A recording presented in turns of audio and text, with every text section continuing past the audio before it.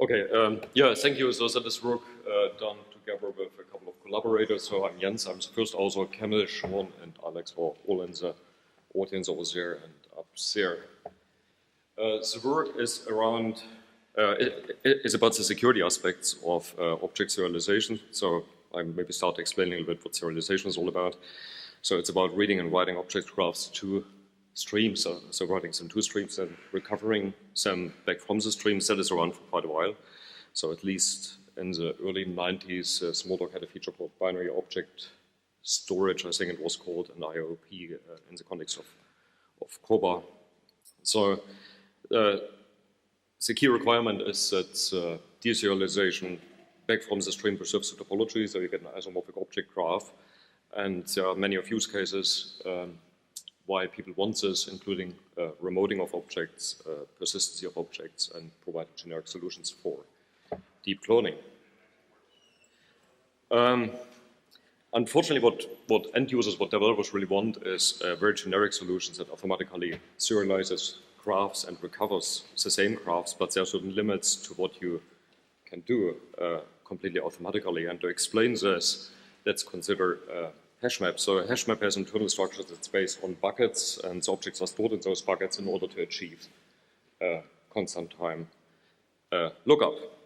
So the buckets depend on the state of the object, and potentially the state of an individual object in the hashmap depends on its memory location. In Java, that would be the case if you don't override hashcode, for instance, and it's just identity hash, and it's basically the memory location. And therefore, all serialization frameworks have some sorts of hooks that trigger computations, and in Java, the most widely used hook is read object, which is implemented in classes. And then this method is triggered during deserialization of instances of the respective classes.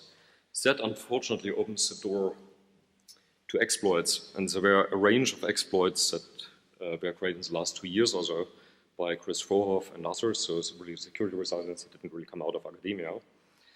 And the classic exploit was one that worked on the assumption that the tucked software had a package or had a library in the class bus called Apache Commons Collection. So it turns out that this is a very, very popular library, so this assumption kind of turned out to be true for many of the systems attacked. So the idea is read object calls hashcode because basically the root object that's being serialized is a hashmap.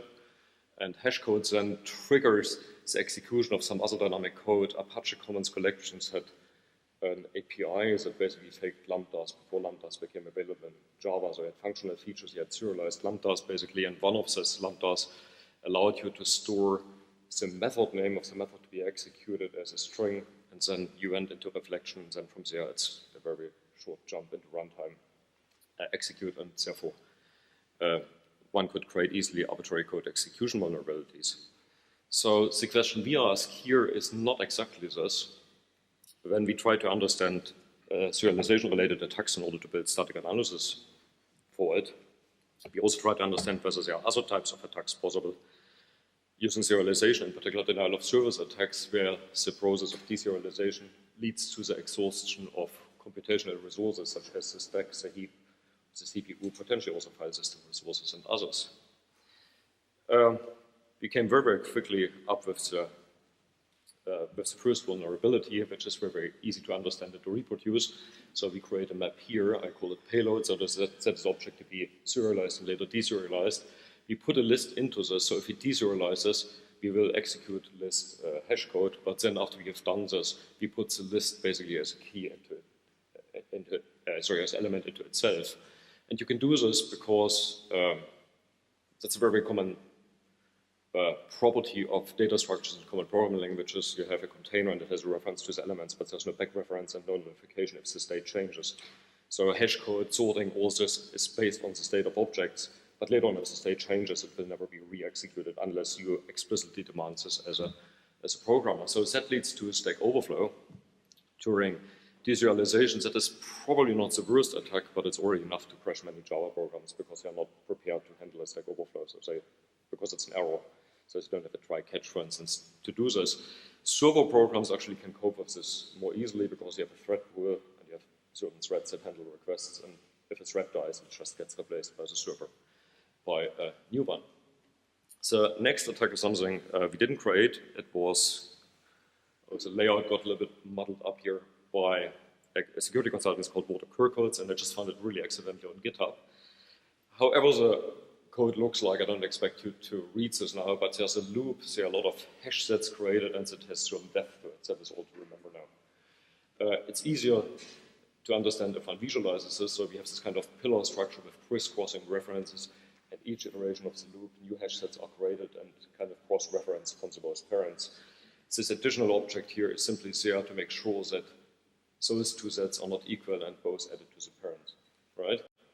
So that is object graphs. The problem now occurs when we try to serialize this, because then read object triggers the execution of hashCode, and then we get this combinatorial explosion. It's basically a binary tree with combinatorial complexity. Analyzing this, the invocations for given depth, so there's a formula really as expected. In practical terms, problems start occurring at a depth level of about 30, and the deserialization takes about a minute. And then almost precisely doubles each step after this. So at depth level 100, that is 5 times 10 to the power of 13 years, that is significantly longer than the age of the unigroups. Right. So then we thought, how can we exhaust heap? That was the third question we had. And the basic insight here to do this is that toString in collections is recursive and unchecked. That is the size of the strings produced is never actually checked. And collections basically takes the string representations of all the elements and just concatenates them together with some commas and brackets around this. So the only question remains is how to actually trigger toString, and we find two methods to do this. And I quickly present both without really going into great detail. So there's an exception in the Java API, which is, of course, serializable, and it has an object field. But it has a protective API, a defensive API around this. It tries to make sure that the field is either a boxed primitive or a string, and it really tries to protect this invariant. However, it's not very successful because you can easily bypass this with reflection. The deserialization code, the read object method, also tries to protect this and tries to put a security manager in place. And if there's a security manager and it finds a type it doesn't expect, it will not do this, it will crash with a security exception. So, but basically what we can do here is the constructor triggers toString on the object that is the value of the field, and therefore we have an entry into this method. We trigger the recursive calculation. The object graph and the call tree look very, very similar to what we have seen before. Just some analysis here. So the size according to the depth is again exponential. So at level 26, and just remember level 26 means that we have 26 times the small constant of objects, so it's tiny. It's absolutely tiny. Then we exceed a gigabyte of memory. At 100, we would need 10 to the power of 16 petabyte to represent the string. So that, of course, only works if there's no security manager being that, but we managed to bypass this restriction and systematically look for alternative, what's called trampolines in this community, this kind of entry points from serialization into code execution.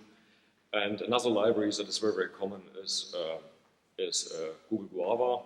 And Google Guava has a serializable kind of, again, like a pseudo-lambda that is basically comparators that compares objects by converting them to the string representations and comparing the strings.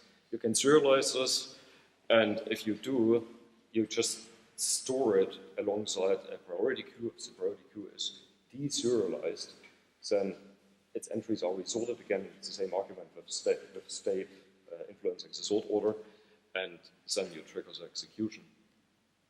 So abstracting and generalizing a little bit from this, what we see as enabling feature to craft this kind of attack is that you have types that allow many-to-many references. In the object graph, we have to have nodes that have in and out degrees of greater than 1. That really enables us to build this kind of crisscrossing structures. Child recursive methods, which simply means that if you invoke a method on an object, then it will trigger the invocation of the same method on the successors of the object. Resource monotonic methods, just methods where that consume more computational resources at method exit. It's usually heap space, but I try to abstract a little bit from this because you can think about the same situation where you actually write to the file system, for instance, by means of locking. If you have such a recursive method that kind of write log entries, then you can create a very, very similar attack. And then, of course, suitable trampolines to trigger computation. Based on those insights, we tried to investigate whether we could port those vulnerabilities to other languages, basically to find out whether it's really something in Java, because Java is badly written at some stage, or whether there's a wider pattern. And we investigated Ruby, C# and JavaScript. None of the languages has unbound stringify for standard collection, so that seems to be Java, well, I would call it a bug, but that's a matter of judgment. Ruby intercepts recursive hash, so Ruby just really supervises the execution of recursive methods and tries to intercept this if it detects this. And we observed this for different Ruby implementations. JavaScript does not have support for proper hash maps with arbitrary objects as keys. JavaScript 6 introduces them, but they cannot yet be serialized into JSON at the time being. .NET was the easiest, not really surprisingly, to put vulnerabilities because of its similarity with Java. We struggled initially, but there was a little twist in there. We struggled initially because we found a bug in .NET, and the bug is a broken contract between equals and hashCode. Once the bug is fixed, it will be even easier to port the vulnerabilities.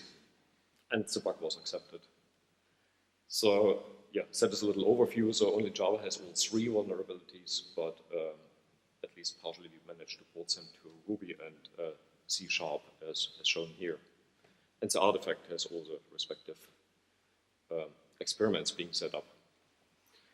The next thing we did is we tried to study the impact on real servers. I mean, it's well defined those bugs, but we also tried to set up some experiments that shows actual impacts it has in real-world software. And what we did here is we picked two servers. I'll talk about this in a moment, what servers we used, and we created an HTTP client that basically fired 200 benign requests with a reasonable workload. So for the server to answer this on standard commodity hardware, it takes about 100 to 120 milliseconds. It does a little bit of Fibonacci and this kind of thing. And then we injected, after a certain warm-up period, because servers need a bit of time to reach optimal performance, bursts of either 5 or 500 millisecond requests, so kind of a light attack and a heavy attack. And then we measured the performance of the benign request. We measured really two things, the response time, and the client gets the response from the server, and the second thing we also monitored the HTTP status code. But all of the status codes we encountered were actually 200s. So we expected some 500s, but we didn't really observe this. So the first server where we tried this on is Jenkins, which is it's a very, very popular package. It's a continuous integration tool widely used in industry, and it's deployed on a Tomcat server. And yeah, that's probably tricky to see now. So the red one is the turtles all the way down attack on the stack. You see that the performance deteriorates a little bit. Well, really unfortunately with the resolution. What is it? Time. Yeah. So that is 100 milliseconds at 1,000 milliseconds. So we have a logarithmic scale here. Yeah, that is worth noticing. 100, 1,000, 10,000. But the server recovers, and that is for the reason I mentioned earlier. That thread pooling takes care of threads that actually die, and it can be done very, very efficiently by modern servers. So for the serial DoS attack, we have a permanent deterioration of performance, which I think is a really, really nasty attack. Because for software engineers, that's particularly evil to diagnose, because you don't really see any bad classes or anything. You know, you just see hashCode being computed. I think it's terrible to diagnose, and therefore a very nasty attack. For pufferfish, for the attack on the heap, you see a sharp deterioration of servers, but for 5 attacks, the server recovers. What happens here is we get the out-of-memory errors on threads, then we get a full garbage collection, and then the threads are replaced in the thread pool. If we do it, however, with the heavy attacks, then it will never recover from this. Yeah? So then the server basically becomes permanently unresponsive. So still process running, but it became permanently unresponsive. The attack surface, by the way, here is a remote client command line interface.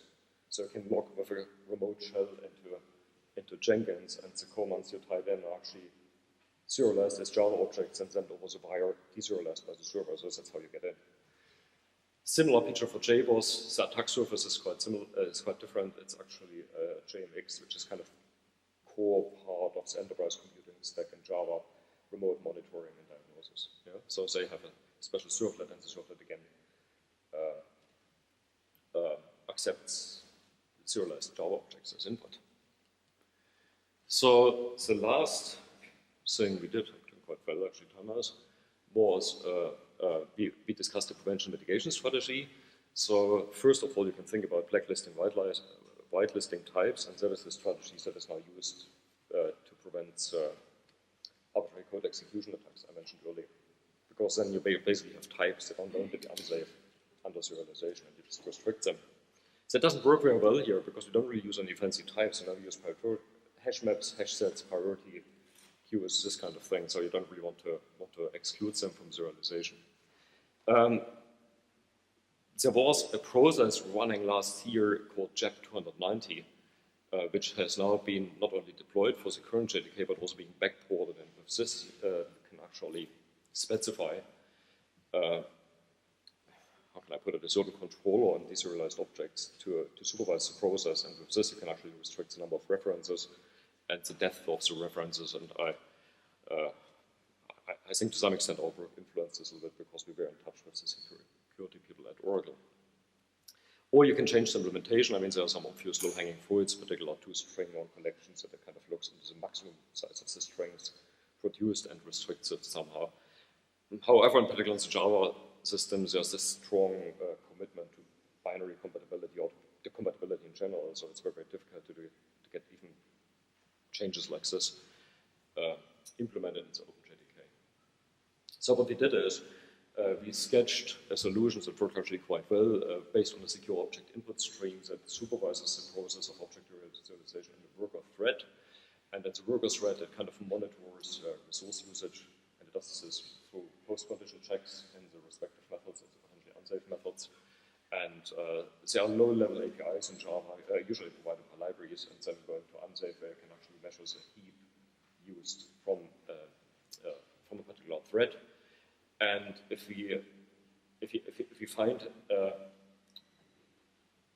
an ill-behaved or strange behavior in the worker thread, we can request the thread to terminate with a runtime exception with an interrupt. But then, of course, we have to check for the interrupt here. So we implement this preconditions. So what we basically did is we used aspect J to instrument the libraries to inject those contracts free postconditions. Right? So in the details all on the paper.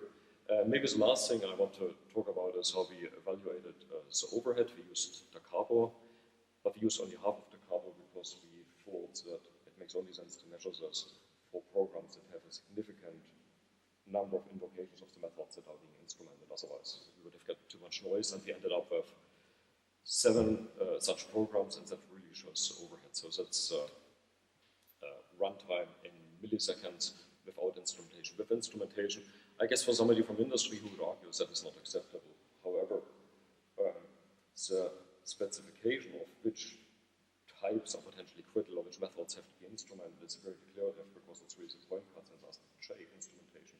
And if you pair this with the declarative methods you have in JEP 290, that might actually be something that is quite useful in practical applications.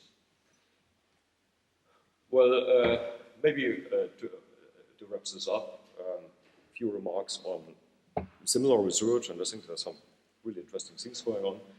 Billion Laughs is an older attack that influenced serial DoS, and that's a common network explosion when XML parsers try to resolve entity references. So there's an XML document that has this token, lots of laughs, lol, and then you have this defined as entity reference, and you have the next level of entity references referencing this against the same cross-referencing structure, and the resolution of this just breaks the parser. Ruby symbols, there was a similar attack from parsing JSONs that create a large amount of symbols that were not garbage collected, that has now been fixed. Ruby now garbage collects symbols. An older attack, which is really interesting, that's why I highlighted this, was really on browser caches and on caching proxies.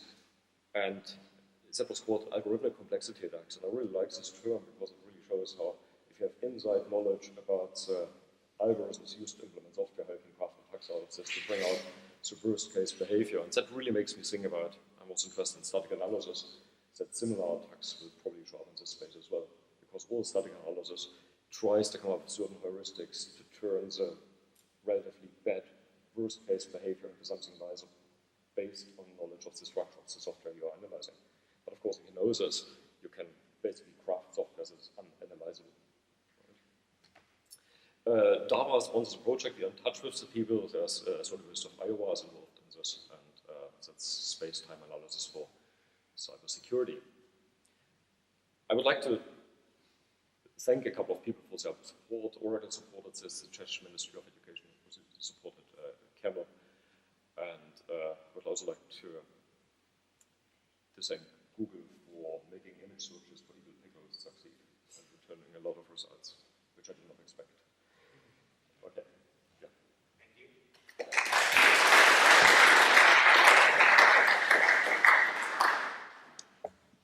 Any questions? Yeah. Your mitigation approach with Aspect J, does that require you to know the structure of the objects in the object graph? Is it specific to the types that you're serializing and deserializing? Yes. But you can pair it with the chapter 109 filters because you only allow those types to come in.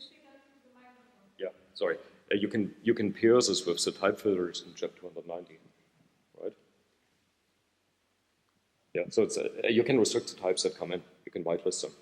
You whitelist them, and then you write the aspects on those types, and that is how it works. And that is how you can fine-tune the trade-off between performance and security. Yeah, okay, yeah. Thanks.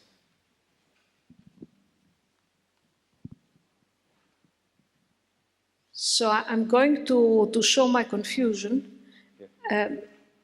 Does the tool that you are proposing, does it monitor its own resource usage and decide at some point to give up?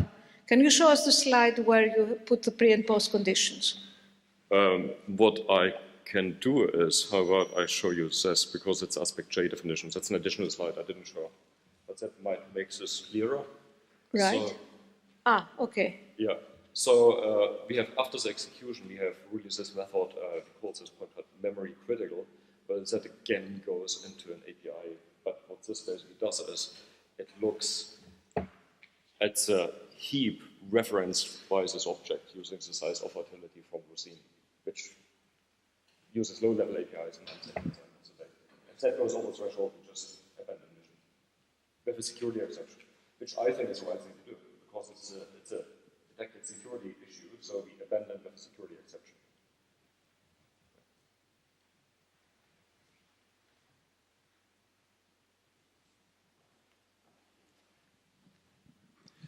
Okay, so now that I'm looking at the contract injection, I see that it's specific to toString and hashCode, which were, of course, the vulnerabilities you talked about. Are we in danger of there being other vulnerabilities with other methods used in serialization and deserialization? Yes. So that is some work we are working on at the moment, and it's just doing static analysis to find more trouble links, to find more entry points.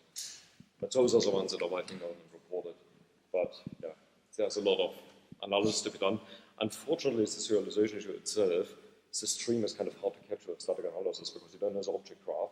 And what's even worse, when objects are deserialized, you don't really see any loads and stores. That's all done with Java unsafe. So with very low-level APIs, the object graph is magically recovered. So, but you usually have the input into the standard static analysis, just not there. So I'm wondering, basically what you're saying is that you stop these kind of attacks, right, with these aspects. Is that correct? Yes. Right. So I was wondering, is it possible to at least think about, theoretically, to recover from this, to actually get the object back into memory after deserialization, or can you just stop it from even being deserialized? Okay, so we thought about this as well. So when we started thinking about how to do a kind of a static analysis, we thought about, and that, I know that sounds very, very strange, to do static analysis at runtime. What you could do is, of course, you could pre-fetch the stream, proxy all the types in the stream, or somehow mock them, right, and then do an analysis on the topology. You could do this, yeah? Does this answer you? Yeah? But the overhead would be prohibitive, yeah? I mean, people complain about the overhead here, and I can understand why. And the only argument I have, you can kind of fine-tune it according to your needs, according to your knowledge about the incoming streams and how you want to restrict them. But prefetching everything in the analysis is would be even more expensive, but it's one possible way to go. Okay, so we should take the rest of the discussion offline. Thank you, Jens. Thank you.